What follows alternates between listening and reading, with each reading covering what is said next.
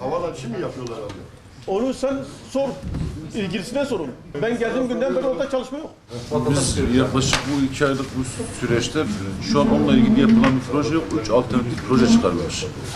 Bir tanesi Kalender Dağı'nın yamacından şeye giden bir yamaçtan bir yol yapımı. 2 tane de viyadüklü bir proje var. Fakat bunların maliyetleri 300 milyonla 600 milyon arasında maliyetleri değişiyor. Çok güzel bir ahenk yakaladık. İşlerimizin tamamını hızlı bir şekilde yürütmeye çalışıyoruz. Bu projelerin içeriğiyle ilgili kısımların tamamını şimdi Sayın Vekilimiz tekrardan size söyleyecek. Bizler inşallah bu şekilde 2 ayda bir toplantılar yapacağız. Bu yaptığımız icraatların tamamını sizler de bileceğiz. Sizlerin aracılığıyla da vatandaşlarımıza iletmiş olacağız. Sizlerin de fikirleri bizler için önemli. Sizlerden ricam da sizler sonuç itibariyle vatandaşın hani gören gözü, duyan kulağısınız. Bunlarla ilgili bir şeyler olduğu zaman bizlere çok açık bir şekilde paylaşın. Çünkü bu sizlerin de yükümlülüğü. Sizler de bu memleketin çocuklarısınız. Sizler de memleketinizin bir adım ileri gitmesi için elinden geldiğini yapmaya çalışacak olan insanlarsınız. Burada sizin vasıtanızla çok Delisit halkına yaptığımız çalışmaların hangi aşamada olduğunu, ne yapmak istediklerimizi, daha önce ne yaptık, şimdi gelecekte ne yapacağız diye bir değerlendirme yapacağız. Biliyorsunuz Siirt Üniversitesi'nin bünyesinde tıp fakültesi kuruldu. Sağlık Bakanlığı da bu yüzden bizim yine girişimlerimiz sonucunda buraya 400 yataklı bir hastane sözü aldık. Yatırım programına koyduk. Sadece yeriyle ilgili bir takım sıkıntılar vardı.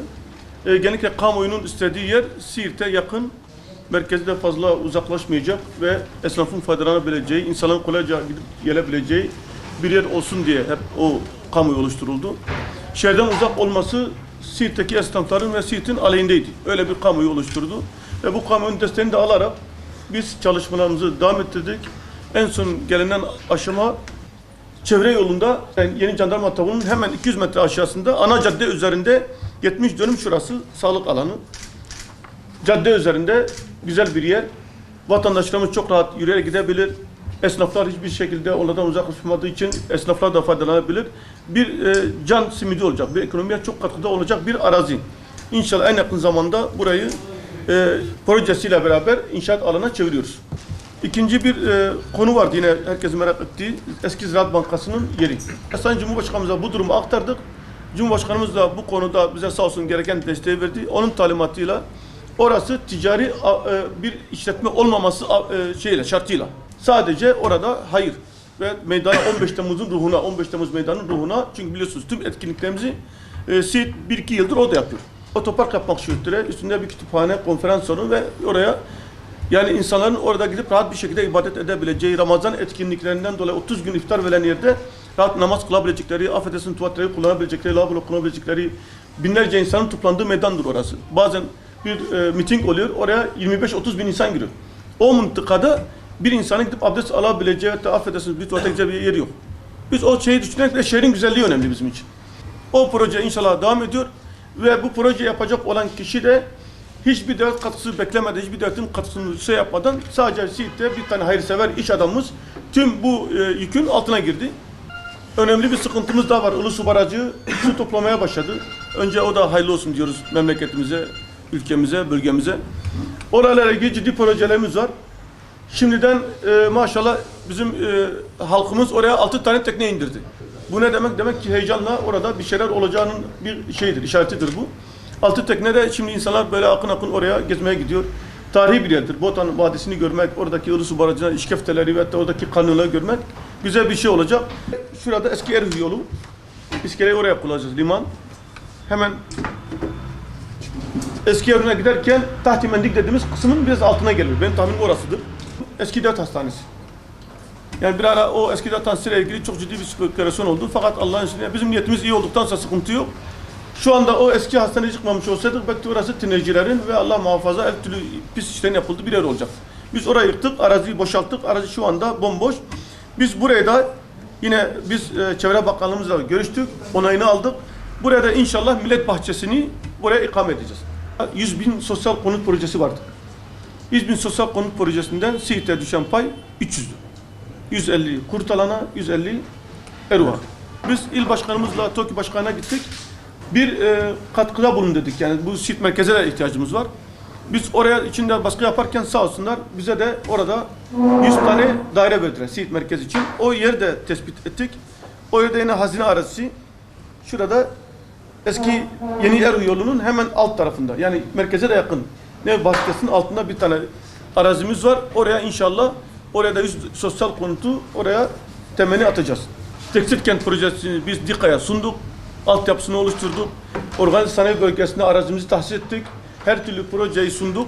Ve projeyi bizim Ankara'daki uğraşlarımız ve buradaki yerel bazda DİKA ile yaptığımız görüşmeler sonucunda Recep Güldoğan döneminde Allah rahmet etsin tekstil kent projesini kabul ettirdik. Ve o zaman da tekstil projesiyle ilgili bankaya 6 trilyon para yattı. Fakat burada bir nüans vardı. Organize bölgesinde olduğu için özel idarenin de burada %10 katkı payı yapması lazımdı. %10. 600 bin lira. O 600 bin lira 2 sene içinde ödenmeyince o proje maalesef akimi kaldı. İptal edildi. Eğer 600 bin lira para yatırmış olsaydı 2 sene zarfında o proje iptal edilmemiş olurdu. Şu anda 25 dönüm üzerinde tekstil kent dediğimiz Batman'ın da yaptığı, Ağrı'nın da yaptığı ve binlerce insanın çalışmış olduğu bir mekan olacaktı.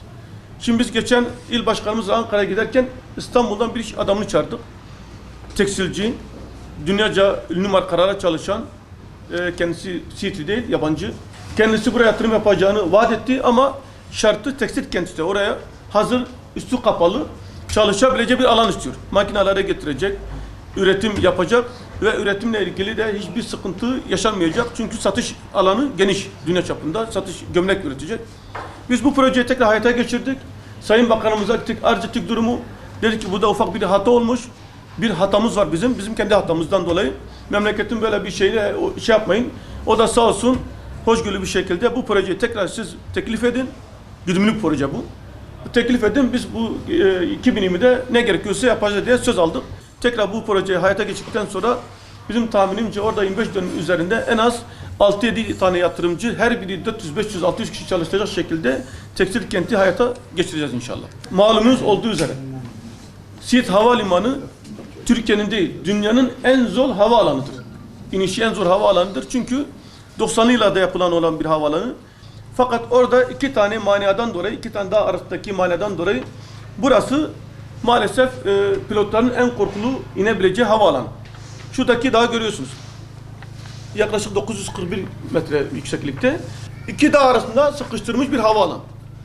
Siz buraya ne yaparsanız yapın çok tecrübeli bir pilot olması lazım. Manuel inmesi lazım. Yani biz orada ALS cihazları kurduk. ALS cihazlarını şu dağdan dolayı ALS cihazlarını göremiyoruz.